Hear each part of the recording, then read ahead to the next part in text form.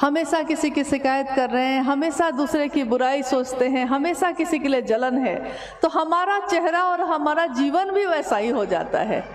लेकिन किसी का भला सोचते हैं, अपना भी सोचते हैं, दूसरे का भी सोचते हैं, यानी विराट की बात करने वाला, समाज की भी परवाह करने वाला, अपनी भी परवाह करते हैं और दूसरों की भी करते हैं। अगर मैंने खाना खाया है, कोई भूखा है, तो मुझसे खाया न गया, ये है आपका मन का थोड़ा विराट होना। तो एक दिन आपका मन इससे भर जाता है और शिव की बात करने वाले का मन शिव से भर जाता है, शिव जैसा ही हो जाता है। मतलब मैं इस जगत के चीज़ों में ऐसा खो गया हूँ कि मैं शिव की तरफ चल ही नहीं पाऊँ, तो क्या करना पड़ता है? उन्होंने कहा कि आपका मन ही साधन है, आपका मन ही किसी को भी अपना समझता है। एक गुरु ने अपने शिष्य को, जब वो एक आश्रम में रहता था और उस गुरु से शिक्षा ग्रहण करने के बाद वो अपने घर की तरफ जाने लगा। जब घर जाने लगा तो उसने अपने गुरु से कहा कि गुरु, मैं चाहता हूँ कि कोई ऐसी चीज़ मुझको आप दे दीजिए ताकि मैं दूसरे को भी देख सकूँ कि उसका मन कैसा है, मतलब उस चीज़ से मैं उसका आकलन कर लूँ, उसको देख लूँ कि वो कैसा है। आपने मुझको इतना ज्ञान दिया तो कुछ ऐसी कृपा करिए कि ऐसा भी कुछ दे दीजिए। उस गुरु ने अपने शिष्य को एक शीशा दिया, एक आईना दिया और कहा कि यही आईना लेकर तुम चले जाओ, तुम इसमें जो देखना चाहोगे वो तुमको दिख जाएगी। अब वो शिष्य उठा, जाने के लिए उठा, तो उसने धीरे से उस आईने को, उस शीशे को अपने गुरु की तरफ घुमाया। उस शीशे में उसने देखा कि गुरु के मन में भी कुछ संकीर्णता है, गुरु के मन में भी कुछ गंदगी है। अब शिष्य को बड़ा धक्का लगा उसको। उसने सोचा था कि गुरु के मन में तो कुछ नहीं हो सकता। फिर वो वहाँ से अपने घर की तरफ चला। रास्ते में जितने लोग मिलते थे सबकी तरफ उस आईने को घुमाता था और देखता था कि सबके मन में ईर्ष्या है, जलन है, क्रोध है, पाप ही पाप है। फिर वो घर चला गया। कुछ दिन रहकर वो फिर वापस लौटा। जब वो वापस लौटा तो गुरु ने कहा कि कैसा रहा, घर की यात्रा कैसी रही? उसने कहा कि यात्रा तो अच्छी रही, परिवार में भी सब कोई ठीक है गुरुजी, लेकिन मैं एक बात पूछना चाहता हूँ आपसे। गुरु ने कहा कि पूछो। शिष्य ने कहा कि आपने जो शीशा दिया था मुझको, मैंने पहले आपकी तरफ घुमाया, फिर मैंने रास्ते में सबकी तरफ घुमाया। हर आदमी के मन में पाप ही पाप है, ईर्ष्या ही ईर्ष्या है। तो मुझको बड़ा आश्चर्य हुआ कि मैंने तो बहुत अच्छी चीज़ आपसे मांगी थी, आपने मुझको क्या दे दिया? गुरु ने कहा कि मैंने ये दिया तुमको ज़रूर था, लेकिन तुम एक भूल कर गए। तुमको ये आईना सबसे पहले कहाँ घुमाना था, किसके तरफ? सबसे पहले अपनी तरफ घुमाना था कि मेरे मन में क्या है उसको तो पहले दूर कर लें। तुम दुनिया को तो देखते रहे, लेकिन तुमने अपनी तरफ तो देखा ही नहीं। तो हुआ ये, किसी से ने समझ लिया कि मेरा मन ही मेरा दर्पण है और यही हमको समझा देता है, दिखा देता है क्या अच्छा है, क्या बुरा है, क्या पाप है, क्या पुण्य है। और इस तरह हम आते हैं अब शिव की शिष्यता पे।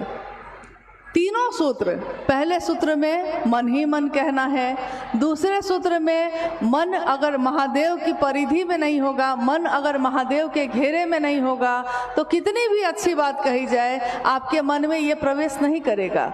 मेरे मन में भी नहीं होगा, हम बोल भी नहीं पाएंगे, आप सुन भी नहीं पाएंगे। यानी मन उस जगह पे रहेगा तब ना।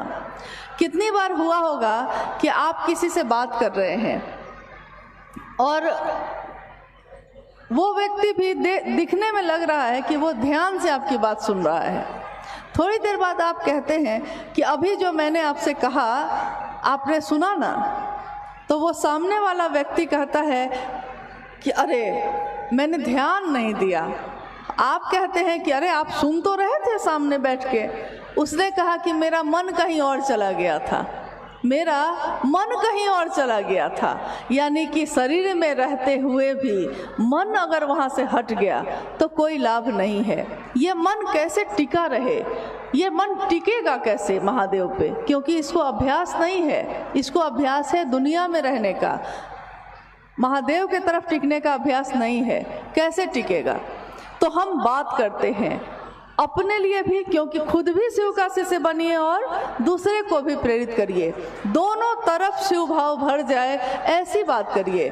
तो दूसरा सूत्र कहता है कि शिव की चर्चा दूसरों से करिए ताकि खुद भी शिव शिष्य बनिए और दूसरे भी बन सके।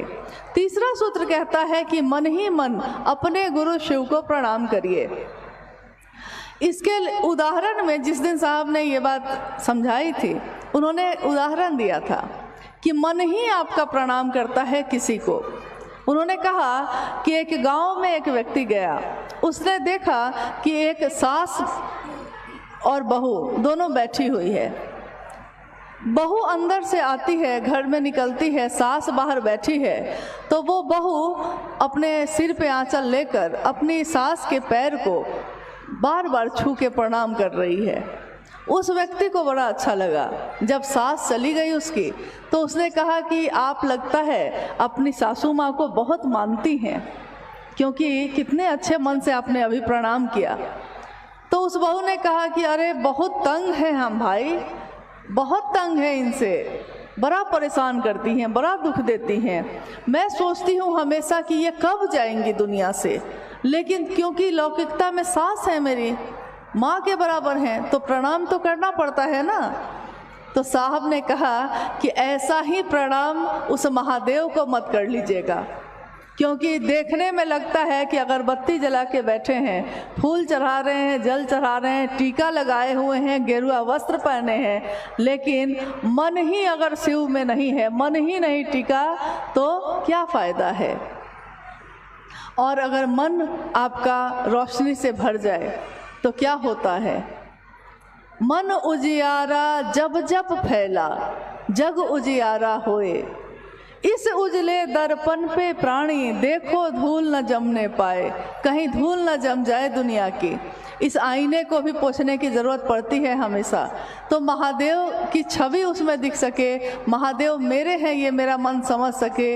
इसके लिए हम तीनों सूत्र करते हैं ज़रूर, लेकिन इन तीनों सूत्रों को करने के पीछे हमारी मनसा मात्र रहती है कि हम शिव की तरफ चल सकें, मेरा मन शिव पे टिक सके।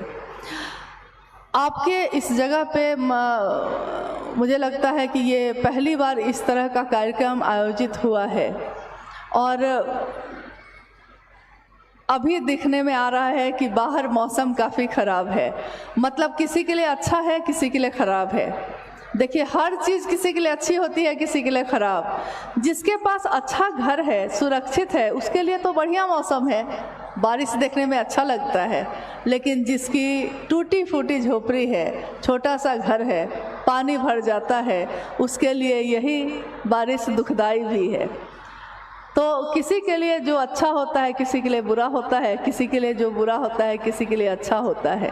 लेकिन शिव की शिष्यता सबको समान रूप से आवेशित करती है, सबके लिए एक जैसा ही होती है। मेरा अनुरोध है कि बारिश अपना काम कर रही है, लेकिन आप लोग जो पीछे खड़े हैं कम से कम शांत होकर बैठ जाइए। हमारे जीवन में पहले से ही काफ़ी परेशानी है, काफ़ी बेचैनी है, और इस परेशानी और बेचैनी में हमको कुछ समझ में नहीं आता। लेकिन महादेव की दया ऐसी है कि इस बेचैनी में भी महादेव याद आते हैं, इस बेचैनी में भी हम महादेव से दया मांगते हैं। यानी सारी परेशानियों के बीच रह के भी अगर वो शिव याद आता है, जिसकी नींद में भी शिव अवस्थित होते हैं, वो ऋषि होते हैं, वो साधु होते हैं। तो अगर एक मजदूरी करने वाले मजदूर को भी बोरा ढोते हुए भी वो महादेव याद आता है, या किसी को शानदार गाड़ी चलाते हुए भी महादेव याद आता है, तो इससे बड़ी साधुता और कुछ भी नहीं है।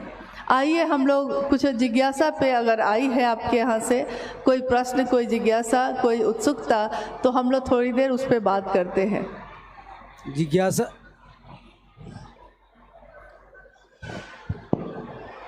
जिज्ञासा है कि शिव रूपी ज्ञान से संजात एक सामान्य भावाचरण भी जगत के लिए अनुकरणीय प्रतीत होता है। कृपया समझाया जाए। शिव रूपी ज्ञान से संजात। हाँ, ये पंक्ति जो है ये साहब हरिंद्रानंद जी के द्वारा एक पुस्तक है, छोटी सी, शिष्यानुभूति।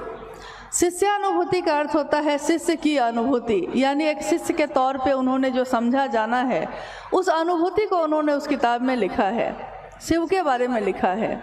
उसी की ये पंक्ति है, शिव भाव से संजात, यानी शिव भाव से भरा हुआ, ओतप्रोत एक सामान्य भावाचरण, मतलब एक सामान्य तरीके का आपका आचरण, आपका चरित्र, आपकी बोली, आपका मन दुनिया के लिए अनुकरणीय होता है, क्योंकि दुनिया को ये अभ्यास नहीं है।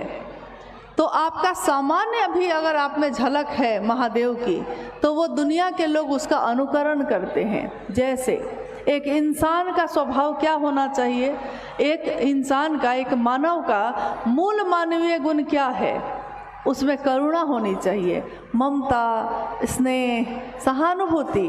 किसी के दुख को देखकर आपकी आंखों में आंसू आ जाते हैं, कोई खुश है तो आप भी हंस पड़ते हैं, कोई आनंद में है तो आपका मन भी आनंद में डूब जाता है।